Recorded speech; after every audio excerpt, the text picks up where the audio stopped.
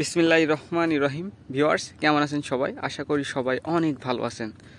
তো ভিউয়ার্স, আজকে যেই টপিকে কথা বলতে চলেছি সেটা হচ্ছে ছত্রাকনাশক ব্যবহারের পরে গাছে যে এমন লালচে একটা বর্ণ চলে আসতেছে, তো এটা কেন আসতেছে, এটা কিভাবে আসতেছে, কেন আসতেছে, এটার চিকিৎসা কি, এটা কি করলে সেরে যাবে, সেই বিষয় নিয়ে আজকে আমি আপনাদের সাথে আলোচনা করব।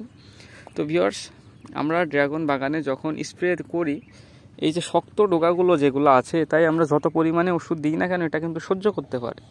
তো এই ডালগুলো আপনার কিন্তু এখনও পরিপক্ক নয়, নরম নরম ডোগা। এই ওষুধটা সে সহ্য করতে না পারার কারণে এবং ওই ডালে কোনো প্রকারের রোগ না থাকার কারণে আপনার এই গাছটা, ছত্রাকনাশকের কাজ হচ্ছে কষে যাওয়া, গাছকে কষিয়ে নিয়ে আসে। তো এই জায়গাটায় এমন লালচে দরকসলা হয়ে গিয়েছে। তো এটা তেমন কোনো সমস্যা নয়, এটা একটা প্রবাহমান ছত্রাক। যদি আপনার এমন স্প্রে করার পরে 50% হয়ে যায় এবং ওই জায়গা আস্তে আস্তে এমন হলুদ বর্ণ ধারণ করে, এই যে দেখতে পাচ্ছেন, তো এইটা হচ্ছে সমস্যা। তো এই সমস্যা সমাধানের জন্য আপনারা কি করবেন?